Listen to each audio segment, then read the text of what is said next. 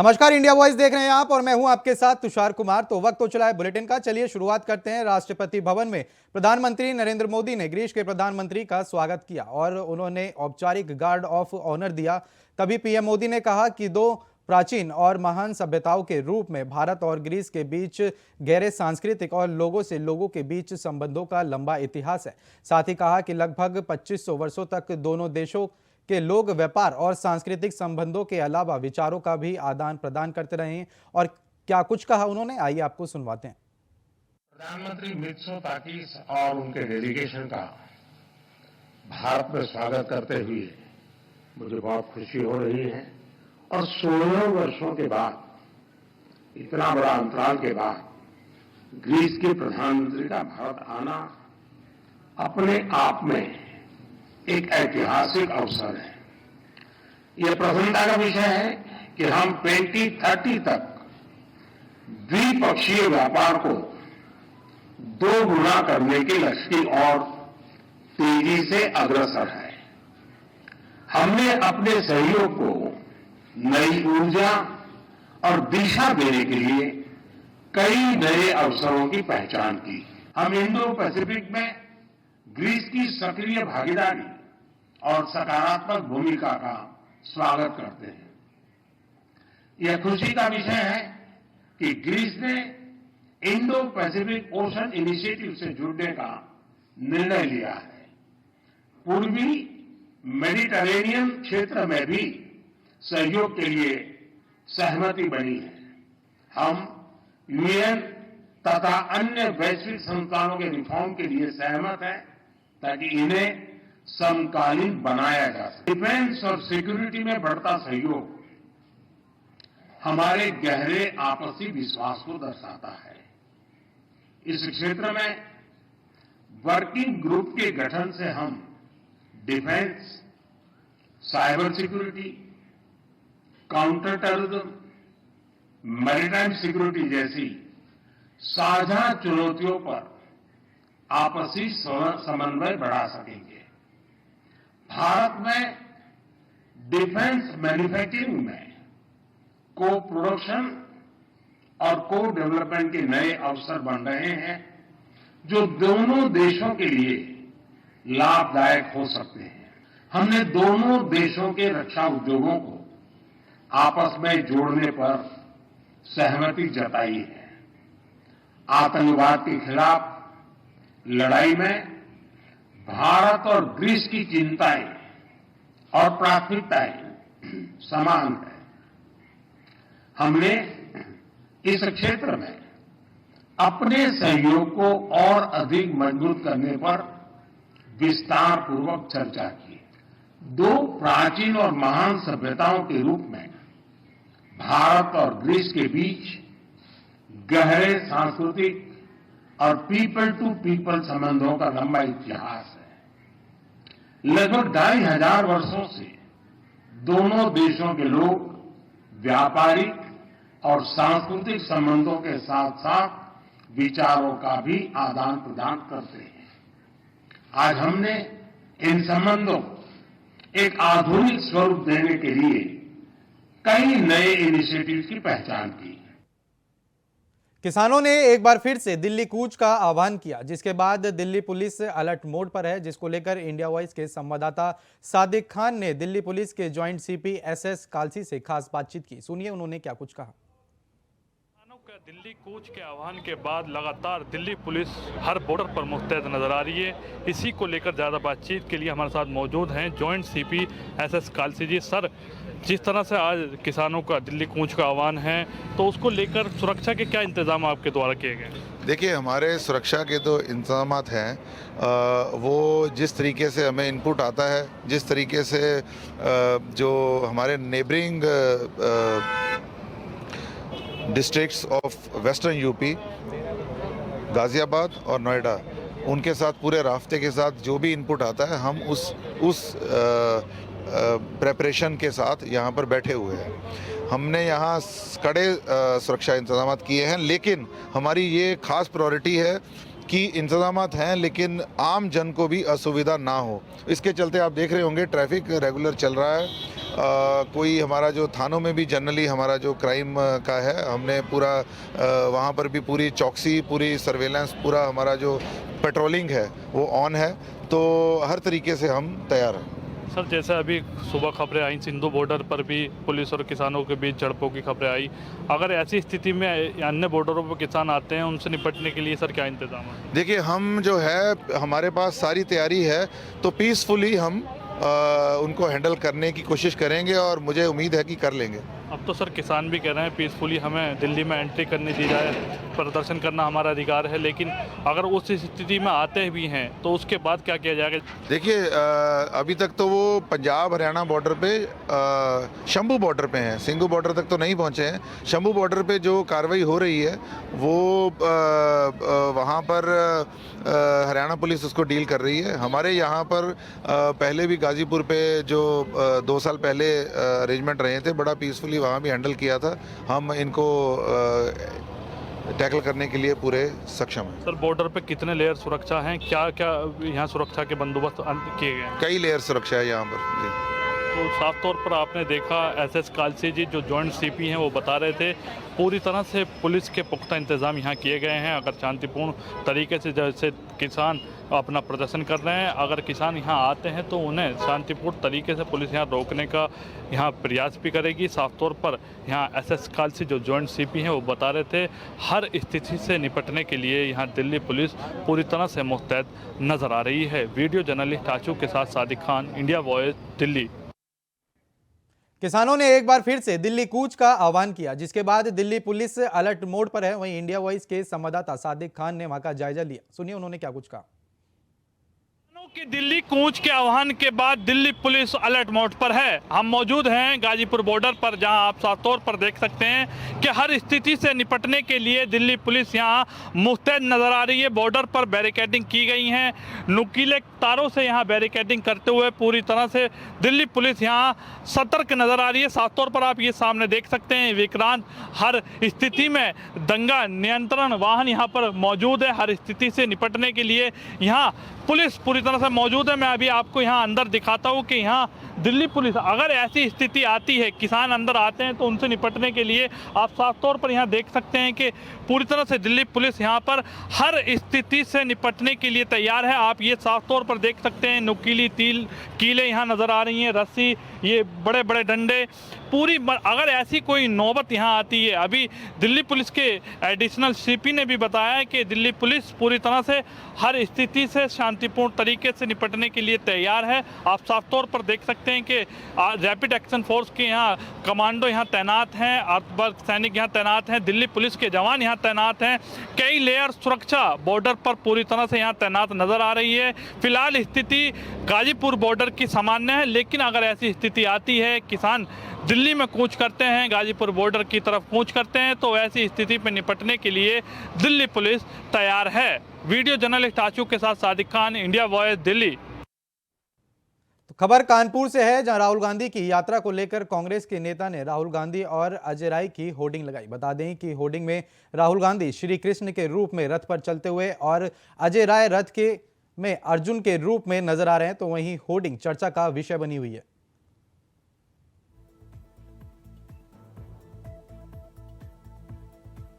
देखिए, राहुल गांधी जी ने कानपुर में अपनी एक होल्डिंग लगवाई जिसमें भगवान श्री कृष्ण का चेहरा लगाया है राहुल गांधी जी ने अपने ऊपर, और उनके प्रदेश अध्यक्ष ने अपने ऊपर अर्जुन का चेहरा लगाया है। ये किस प्रकार से बार बार ये लोग सनातन को अपमानित करने का काम कर रहे हैं, बहुसंख्यक समाज की भावनाओं को ठेस पहुंचाने का काम कर रहे हैं, ये इनके ब्लड में आ गया है।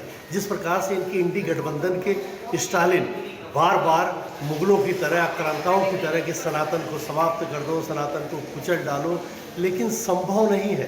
सनातन संस्कृति की रक्षा और सनातन संस्कृति जो हमारी परंपरा भी है, धर्म है, उसको ये लोग कोई नहीं ख़त्म कर सकते। लेकिन इस प्रकार की होल्डिंग का प्रदर्शन करके कानपुर और पूरे हमारे हिंदू समाज और पूरे सनातनी समाज को अपमानित करने का काम कांग्रेस पार्टी ने किया। ये कभी शर्ट के ऊपर से जनेऊ दिखाते हैं, कभी सर पर टोपी पहन करके हमारे मुस्लिम भाइयों को भ्रमित करने का असफल प्रयास करते हैं।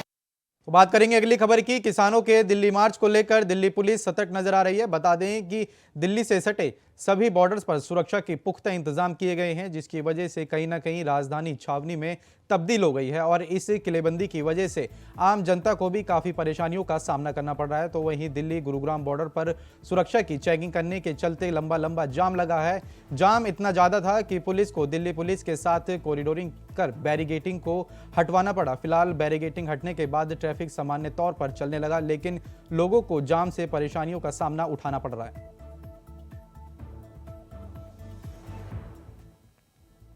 अब ठीक है स्थिति। पहले जो जाम था इन्होंने बैरिकेड हाईवे पे ज़्यादा लगा रखे थे।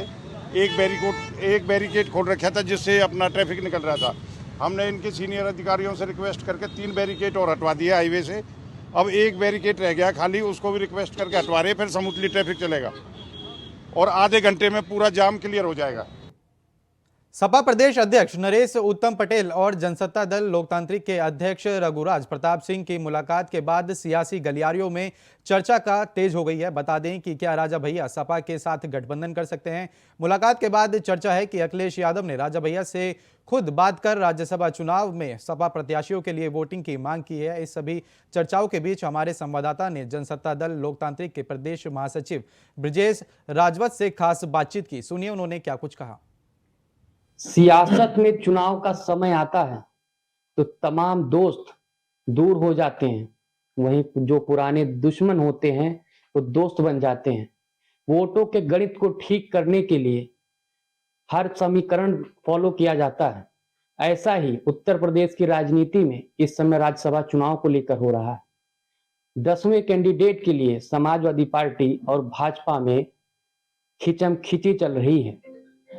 बहुजन समाज पार्टी, जनसत्ता दल, वहीं ऐसे तमाम जो छोटे छोटे दल हैं उनके विधायकों को तो साथ में लाने की जद्दोजहद चल रही है। ऐसे में जहां जनसत्ता दल यानी कि रघुराज प्रताप सिंह उर्फ राजा भैया की पार्टी के 2 विधायक भाजपा को के खेमे में जोड़े जा रहे हैं, वहीं एक दिन पहले समाजवादी पार्टी के प्रदेश अध्यक्ष नरेश उत्तम पटेल ने राजा भैया से मुलाकात कर सियासी पारा गर्म कर दिया। इन सभी मुद्दों पर हम जनसत्ता दल लोकतांत्रिक पार्टी के प्रदेश महासचिव ब्रजेश राजावत से बात करेंगे। मुलाकात हुई, क्या बातें हुई हैं? देखिए मिश्रा जी, सबसे पहले आपके चैनल के माध्यम से बसंत चल रहा है और बसंत में बयार बहती है। हाँ, इस समय वर्तमान परिप्रेक्ष्य में राजनीति की बयार बह रही है। आपने जो प्रश्न किया है कि किसके साथ, देखिए हमारे राष्ट्रीय अध्यक्ष जी का हमेशा से एक उसूल रहा है, सत्य के प्रति, धर्म के प्रति, देश के प्रति हमेशा उनका एक वो रहा है, तो शुरू से ही है। और आज जब से उन्होंने दल बनाया है, आपने देखा होगा कभी भी किसी दल के खिलाफ उन्होंने कभी एक भी पटाक्षेप नहीं किया है। उनकी एक अपनी भाषा शैली है। हाँ, अतिथि देवो भव, हमारे यहाँ जो भी आता है उसका हम स्वागत करते हैं, चाय पानी कराते हैं, बैठाते हैं और बातें करते हैं। इसमें कोई अभी ऐसा नहीं है कि हम इनके साथ हैं या उनके साथ हैं। बिल्कुल, अगर शादियों का दौर चल रहा होता, अगर राजा भैया की मुलाकात नरेश उत्तम पटेल की किसी शादी फंक्शन में हुई होती, किसी बर्थडे फंक्शन में हुई होती, जैसे भी कुछ दिन पहले अखिलेश यादव जी की और उनकी हुई थी, तो सवाल उठते तब भी, क्योंकि माना जाता है सियासतदानों की हर मुलाकात में सियासत होती है। लेकिन आवास पे जाकर मुलाकात करना और मौजूदा समय में जब राज्यसभा चुनाव को लेकर जद्दोजहद जारी है तो कहीं ना कहीं तो चुनाव की चर्चा हुई होगी। नहीं, मैं आपसे बिल्कुल सहमत हूं। जो मैंने कहा कि बसंत में बयार, वैसे चुनाव की समय बयार। क्या कहा नरेश उत्तम पटेल ने कि भैया आप हमारा साथ दीजिए? नहीं, बिल्कुल, देखिए जो भी राजनीतिक दल आता है तो हमेशा अपने साथ के लिए ही आता है। आपके घर पे आएगा तो ये कहेगा कि मेरा साथ दीजिए। लेकिन अब ये जो बात है ये राष्ट्रीय अध्यक्ष जी पर है, वो किसके साथ जाएंगे, किसका साथ देंगे और किसके तरफ मुड़ेंगे। देखिए शुरू से जो मैं बात बोल रहा हूं, हमारे राष्ट्रीय अध्यक्ष जी एक कोहिनूर है। आप देखते होंगे विधानसभा में जब वह बोलते हैं तो उनका एक अलग है। आपके चैनल के माध्यम से ही हमने पिछली बार देखा, यही कोहिनूर कभी मुलायम सिंह यादव के साथ में था, तो इसीलिए तो अखिलेश यादव ने फिर कहा होगा कि ये कोहिनूर फिर हमारे साथ में आ जाए। नहीं तो नेताजी का भी आज भी वो सम्मान करते हैं। आपने देखा होगा, चाहे वो बातचीत में हो, चाहे नेताजी की जन्मदिवस के अवसर पर उन्हें जाना, लोग ही उसको भ्रम में पाल करके दूसरी तरह टिप्पणियां करने लगते हैं। मेरा तो ना काहू से दोस्ती, ना काहू से बैर। हमेशा का नियम जनसत्ता दल जन जन की सत्ता रही है। लेकिन हाँ, इस बार कुछ ऐसा होगा जिसको कि सारा उत्तर प्रदेश देखेगा आने वाले विधानसभा चुनाव में या लोकसभा चुनाव में भी। अगर मैं बात करता हूं कि जनसत्ता दल के बिना वह चीजें नहीं होंगी, क्योंकि हमको हमेशा ही छला गया है अगर देखा जाए, लेकिन फिर भी हमने उस चीज को हमेशा दबाया है देश हित में, राष्ट्र हित में। लेकिन जिस तरह से आज छोटे छोटे दल हैं, मैं नाम नहीं लेना चाहता हूं किसी का, कहां से कहां पहुंचे हैं, लेकिन हमारे राष्ट्रीय अध्यक्ष की अपने आप में एक प्रखरता है कि अपने बलबूते पर शायद ही कोई क्षेत्रीय पार्टी होगी जो बिना गठबंधन के 1 या 2 विधायक कभी जिताई होगी। कहीं ना कहीं इनकी बातों से ये तय है कि पार्टी बनने के बाद में गठबंधन ना करना, कहीं ना कहीं पार्टी को इसका खामियाजा भुगतना पड़ा है और पार्टी इस बार ये गलती नहीं करेगी। या तो वो इस एक तरफा भाजपा के साथ रहेगी या समाजवादी पार्टी के साथ चुनाव में उतरेगी। कैमरामैन रमाशंकर यादव के साथ रमन मिश्रा, इंडिया वॉइस, लखनऊ। फतेहपुर में आरटीओ प्रशासन ने एक बड़ी कार्रवाई की, जहां 80 चालकों के ड्राइविंग लाइसेंस को निरस्त कर दिया गया। बता दें कि यातायात नियमों को तोड़ने पर आरटीओ की ये बड़ी कार्रवाई थी। चालकों में हड़कंप मच गया। तो वहीं आरटीओ प्रशासन पुष्पांजलि मिश्रा गौतम ने जानकारी देते हुए बताया कि 80 में से 50 चालक ऐसे हैं जो बाहरी प्रांत से आने वाले हैं, जिनकी रिपोर्ट संबंधित जिलों को भेज दी गई है। साथ ही 30 चालक जिले के ही हैं जो करीब शराब पीकर वाहन चला रहे थे। साथ ही वाहन चलाते समय मोबाइल का भी इस्तेमाल कर रहे थे।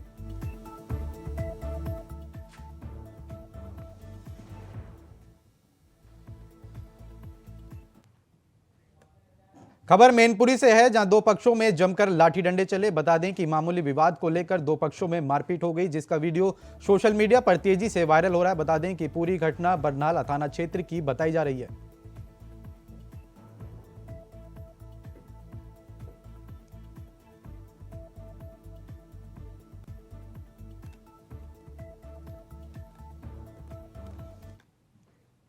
लखनऊ में प्रधान मुख्य वन संरक्षक सुधीर कुमार शर्मा को नोटिस दिया गया। बता दें कि लोकायुक्त ने सुधीर शर्मा को नोटिस जारी किया। साथ ही भ्रष्टाचार और वित्तीय अनियमितताओं पर जवाब मांगा है। तो वहीं 22 मार्च तक सुधीर कुमार शर्मा को जवाब देना होगा।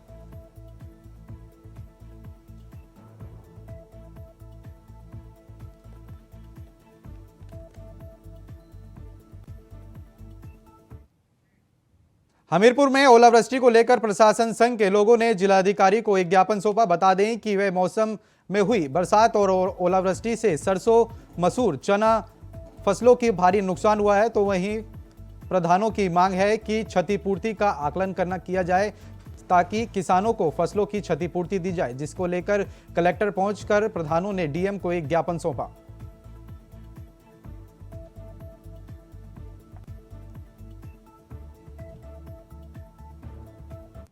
कल सायंकाल की बात है, अचानक बेमौसम बरसात एवं ओलावृष्टि से फसलों को बहुत बड़ा नुकसान हुआ है।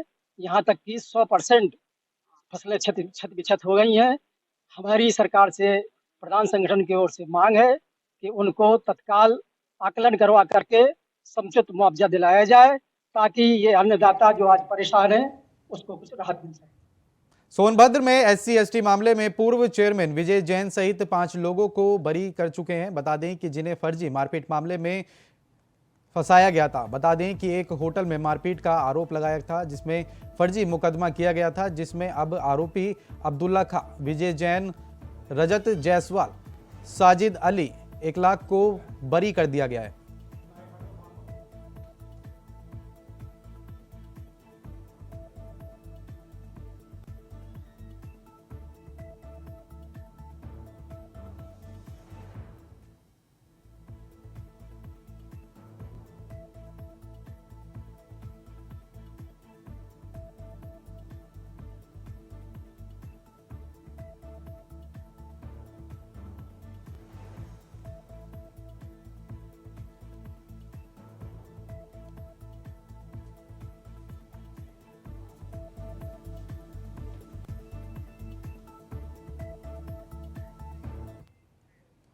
लखनऊ में DISIN petrochemical industry private limited के बाहर मजदूरों का प्रदर्शन जारी है। बता दें कि फैक्ट्री में काम करने वाले मजदूर कंपनी के बाहर हंगामा कर रहे हैं। साथ ही कंपनी के MD करुणेश अग्रवाल पर मजदूरों को धमकाने का आरोप लगाया गया है। बताया यह भी जा रहा है कि अपने वेतन, छुट्टी, बोनस और ओवरटाइम की मांगों को लेकर मजदूर कंपनी के बाहर प्रदर्शन कर रहे हैं।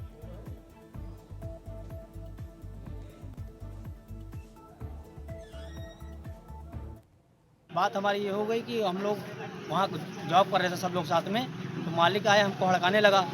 तो हमसे कहने लगा, क्या कहते हैं, पहले तो हड़काया, उसको हड़का में हमने तेज़ से बोल दिया तो उन्होंने मारने के लिए हमको दौड़ा कि हम मारेंगे। तो सब लेबर एक साथ ना होती तो हमको मार देते वो। इससे पहले 1 साल हो गए, एक वर्कर को मार दिया और बेचार कर सीधा तो चुप पे चला गया। किसी लड़ाई नहीं किया उसने।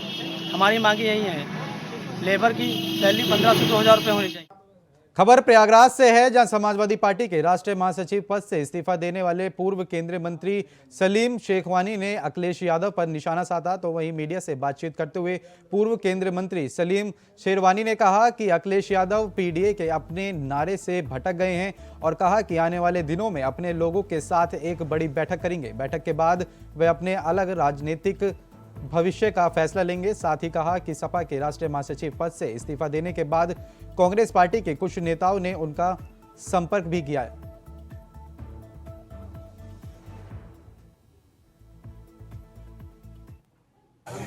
देखिए, एक रीज़न होता है मतलबी कि मुझे राज्यसभा का टिकट नहीं दिया इसलिए मैंने नाराज़गी में छोड़ दिया।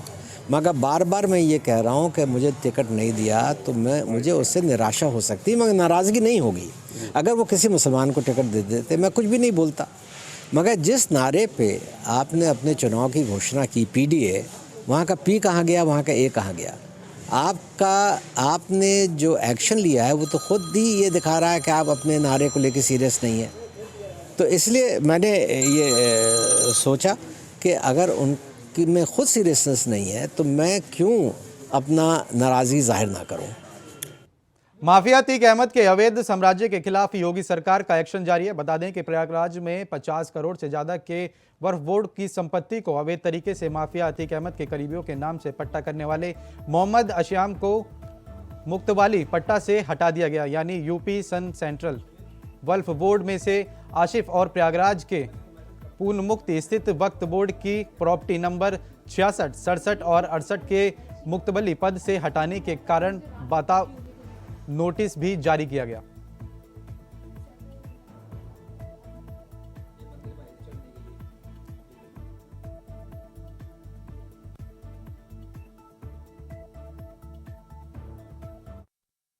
सुन्नी सेंट्रल वक्फ बोर्ड लखनऊ अब्दुल करीम और अब्दुल समद वक्फ जो पंजीकृत है 66, 67, 68, उसमें वक्फ बोर्ड ने एक जांच करवाई।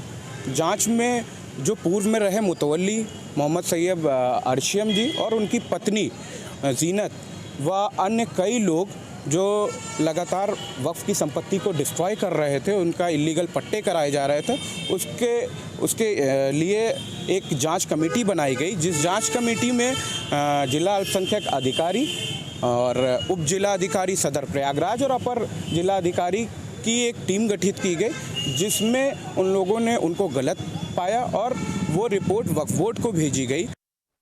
फिलहाल के लिए इस बुलेटिन में इतना ही। देश और दुनिया की तमाम बड़ी खबरों को जानने के लिए बने रहें इंडिया वॉइस के साथ। नमस्कार।